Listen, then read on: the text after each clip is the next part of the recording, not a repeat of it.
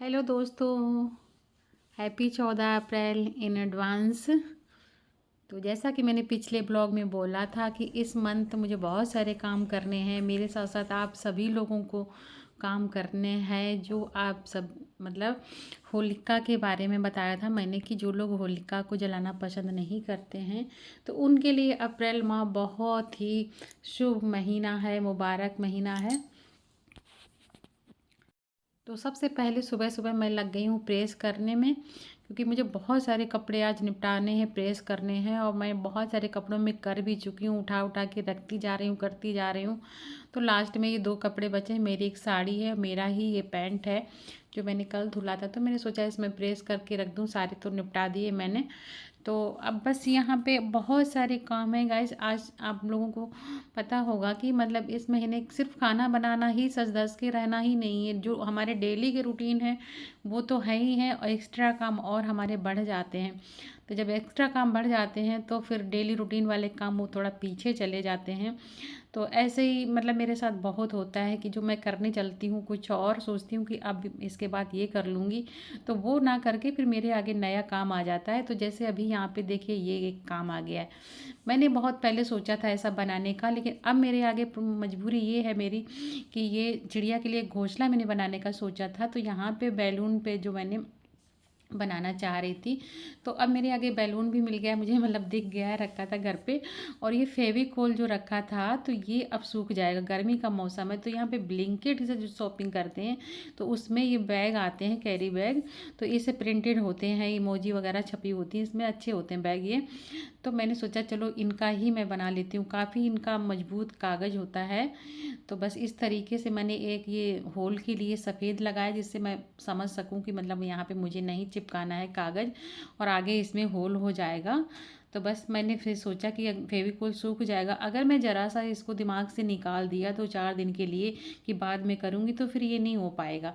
तो एक कोट मैंने इसको करके रख दिया, और ये 1 या 2 घंटे में सूख जाएगा, तब मैं इसमें दूसरा कोट कर दूंगी। इस तरीके से 3 या 4 कोट करूंगी तो ये मजबूत हो जाएगा, काफ़ी मजबूत हो जाता है, और मेरा फेविकोल भी यूज हो जाएगा। तो बस यहाँ पर मैं बीच बीच में काम करती जा रही हूँ दूसरे, और इसको भी देखती जा रही हूँ। तो इसमें 2 कोट हो चुका है अभी समझ लीजिए, और तीसरे में या चौथे में मैं इसको बिल्कुल फिनिश कर दूँगी। और यहाँ पर मैंने इसमें नीचे लगा दिया है प्लास्टिक की जो बॉटल होती है, जो थम्सअप की बॉटल होती है, उसका प्लास्टिक थोड़ा हार्ड होता है, तो इसलिए मैंने इसको लगा दिया है। क्योंकि ये पहले रुक नहीं रहा था, तो मैंने सोचा स्टैंड के तौर पे इसको कुछ ना कुछ तो यहाँ पे लगाना पड़ेगा। तो फिर मैंने प्लास्टिक की बॉटल काटी और उसको चिपका दिया, ऊपर से ये कागज़ चिपका दिया। तो अब हम इसको इडली कहीं भी रख सकते हैं आसानी से। तो देखिए सेकंड कोट मेरा हो गया है, अब चलते हैं दूसरा काम करने के लिए। तो यहाँ पर फिर अब ये भी बहुत बड़ी जिम्मेदारी है गाइस, क्योंकि मैं इसको प्रॉपर करती रहती हूँ, मेरी आदत में है, मेरी रूटीन में है ये कि मैं इसको लहसुन प्याज को छील के रख लेती हूँ। जब मैं सब्ज़ी बनाने बैठती हूँ तो मुझे बहुत जल्दी होती, मुझे सब्ज़ी 5 बजे के करीब बनानी होती है, 4:30 या 5 पे सुबह मॉर्निंग में। तो फिर मेरे पास इतना टाइम नहीं होता है कि मैं लहसुन प्याज छीलूँ, तो बस उसके लिए मैं छील के रख ले रही हूँ। तो आज मैं सोच रही हूँ कि यही सारे काम छोटे छोटे जो है ना सब निपटा लेती हूँ, उसके बाद कल से फिर मैं। तो लहसुन प्याज मेरा छिलके रेडी हो गया है, तो चलिए अब इसको डिब्बे में भर के फ्रिज में रख देते हैं। तो यहाँ पे जो मेरा लहसुन था 250-300 ग्राम सारा ही मैंने छील लिया है, क्योंकि मुझे इसे ख़राब होने से बचाना था, इसमें थोड़ी सी फंगस ही लगने लगी थी। तो आज का वीडियो अगर गाइस आप ध्यान देंगे तो मैंने इसी पे बनाया है।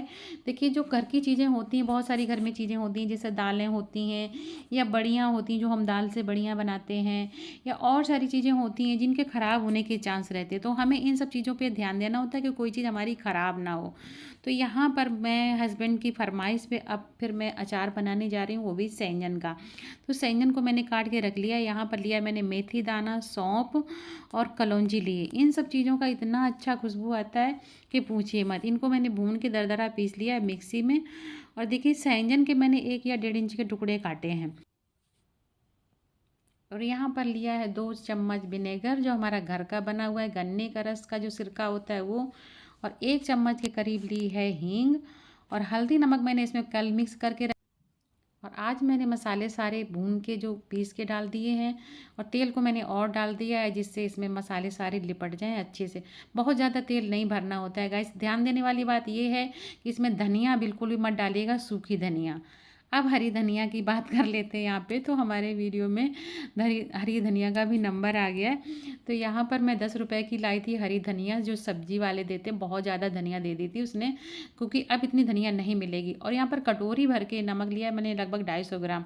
2 चम्मच जीरा लिया है और 2 चम्मच के करीब लहसुन है। और ये जो लाल मिर्च होती है, जो सब्जी में आती है हरी मिर्च, जो लाल हो जाती है रखे रखे, 1 चम्मच हींग ली है। इनको सबको मैंने इसमें पीस लिया है मिक्सी में। तो यहाँ पर देखिए कितना अच्छा खुशबू वाला नमक तैयार हुआ है, जो आप इंस्टेंट कचौड़ियों में या किसी भी चीज़ में डाल सकते हो, बल्कि हमने तो अचार में भी यही डाला है। तो बहुत अच्छा खुशबू अचार में आ रही। अब भूख लग रही है गाइस, तो मैंने यहाँ पे सैंजन की ही सब्जी में बनाने वाली हूँ। तो यहाँ पर 2 आलू काटे मैंने, एक बड़ी सी प्याज काटी है और सैंजन काट लिया। सैंजन था 250 ग्राम। तो बस यहाँ पर अब मैं प्याज को भून ले रही हूँ। और गाइस कोई भी सब्जी आप बनाओ ना, तो प्याज का कलर इस तरीके से हो जाना चाहिए, ना ही वो कच्चा रहे, ना ही मतलब बहुत ज़्यादा काला हो, तो बहुत अच्छा टेस्ट आता है। तो हमारी सब्जी बन के तैयार हो चुकी है। और यहाँ पर दूसरा कोट है इसका, क्योंकि ये सूख गया है, मैं देख रही हूँ ये बिल्कुल कड़कड़ा रहा है। और इसमें अभी मुझे तीसरा कोट कर देना है, और वो भी मैंने फिनिश कर दिया है अब। और अब मैं यहाँ पे थोड़ी सी डस्टिंग करूँगी, उसके बाद फिर मैं खाना बनाऊँगी। तो यहाँ पर बहुत सारे काम अभी चल रहे हैं, पूरा दिन काम में बीतता है। और ये ब्लॉग ऐसा है कि आज इसमें मैंने पूरे दिन काम किया है। हाँ, डेली तो ऐसा नहीं हो पाता है, कभी कभी रेस्ट भी हो जाता है, ले लेती हूँ। लेकिन आज जो है ना, मैंने बहुत मेहनत की है गाइस।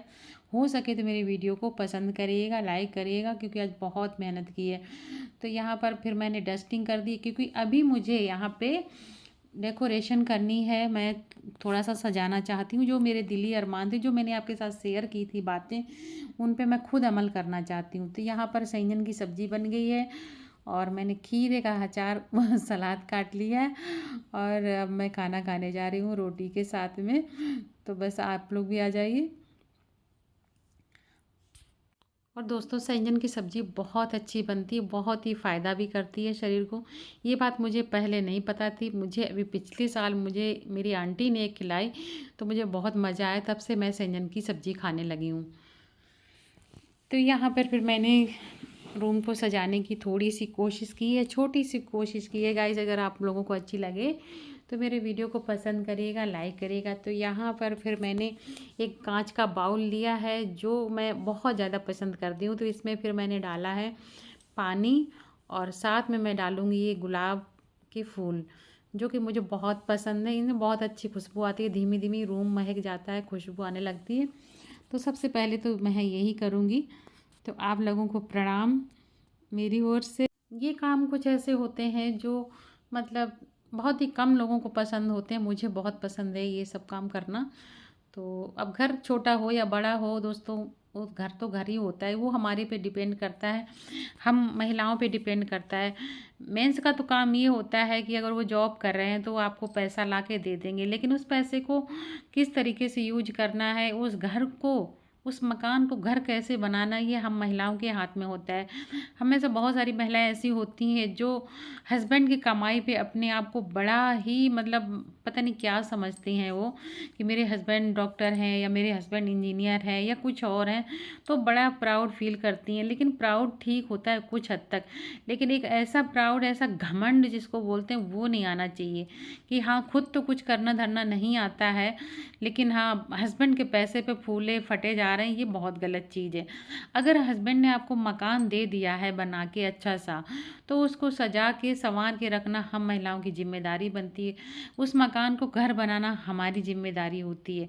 और घर बनता है प्यार से, हम लोगों के सारे परिवार के लोगों से, उनके प्यार से, उनके व्यवहार से, तब घर बनता है, वरना तो वो मकान का मकान ही रह जाता है।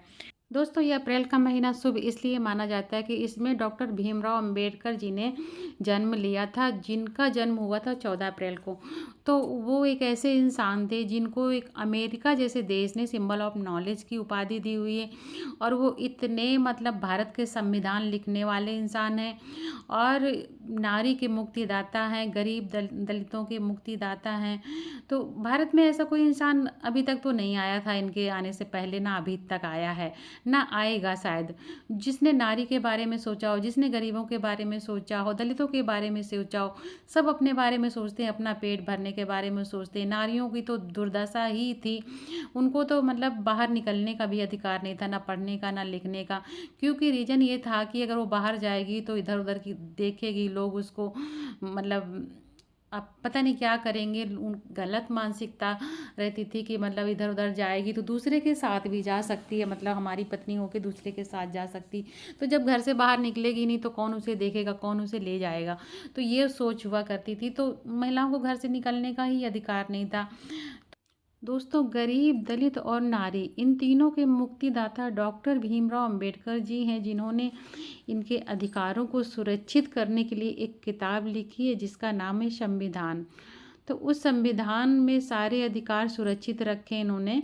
और मैं काम करते करते इतना थक गई थी कि मैं आके लेट गई, लेकिन फिर मुझे ध्यान आया कि भी बाहर का थोड़ा सा काम बाकी है, जिसके मैंने ये फ्लावर पॉट, ये सारे फ्लावर्स हैं, सब मैंने धुल के रख दिए थे, साफ करके रख दिया था, सिर्फ लगाना है। तो मैंने सोचा चलो इसको भी लगा देती हूँ, वरना ये पड़ा रह जाएगा। तो फिर इसको मैं आ गई यहाँ पे लगाने के लिए। और ये सारे गुलदस्ते मेरे धुले हुए थे, मैंने सुबह इनको धुल के रख दिए थे। तो बताए मैं बहुत सारे आज काम किए हैं दोस्तों, तो मेरे वीडियो को ज़रूर पसंद करिएगा।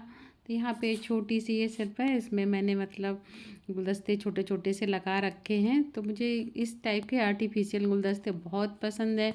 और ये जो मेरे घर में चीज़ें दिखती हैं छोटी छोटी सी, और ये मतलब इस टाइप की चीज़ें हैं, सजाने वाली डेकोरेशन की चीज़ें हैं, तो ये सिर्फ मैं ही एक ऐसी हूँ जो ये पसंद करती हूँ, और मैं ही ला ला के रखती रहती हूँ, बाकी किसी को पसंद नहीं आता। ये है हमारे बुद्धा जी छोटे से, तो इनको भी नमन करते हुए मैं इनको रख दे रही हूँ, मतलब इनको बिठा दे रही हूँ इसी शेल्फ पे।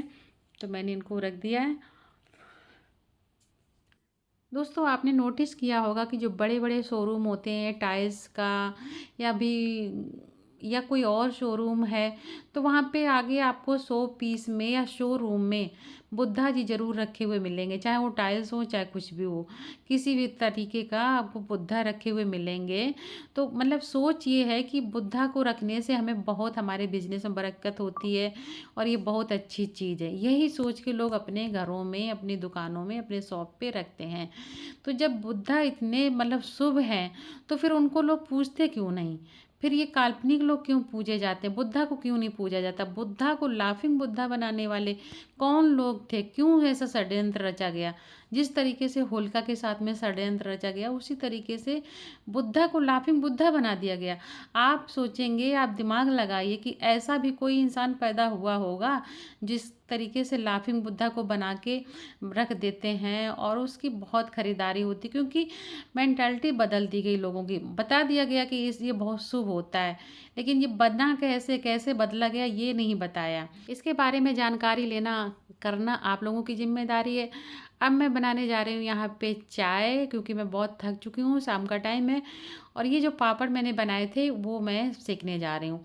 तो दिखाती हूँ आपको कि कितने कम तेल में, ये जो परी है तेल डालने वाली, ये 25 ग्राम की है, और मात्र 2 ही परी मैं डालूँगी इसमें तेल, और 2 परी में ही मेरे पापड़ सिक जाएंगे और तेल भी बच जाएगा। तो इतने अच्छे पापड़ होते हैं ये आलू के, बहुत टेस्टी होते हैं गाइस, मुझे बहुत अच्छे लगते हैं।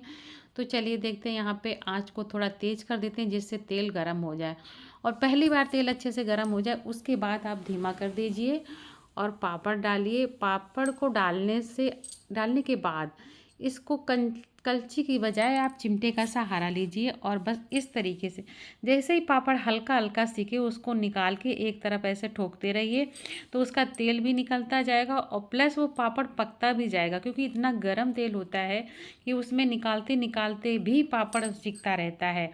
और अगर हम कलछी से निकालेंगे तो निश्चित ही पापड़ जल जाता है, पापड़ जल जाता है तो उसका कोई टेस्ट नहीं आता है गाइस। और पापड़ को निकाल के किसी गहरे बर्तन में रखें, जैसे भगोना ले लें, तो मैंने ऐसे ही गहरा बर्तन लिया और पापड़ के बीच में मैंने चाकू लगा दी, जिससे पापड़ खड़े खड़े रखे रहें, उनका तेल सारा निचुड़ जाए। उसके बाद चलिए अब सारे पापड़ सीख गए हैं, अब आ जाइए आप लोग भी। और मेरी चाय और पापड़ तैयार है, ये लीजिए आपकी चाय। तो ब्लॉग कैसा लगा गाइस बताइएगा कमेंट करके, और जो कमियां रह गई हों मुझे ज़रूर बताइएगा कि मैं आगे क्या करूं। कुछ भी जानकारी अगर आप मेरे वीडियो से मिली है तो प्लीज़ मुझे कमेंट करके ज़रूर बताइएगा। Okay guys, bye bye, thank you for watching.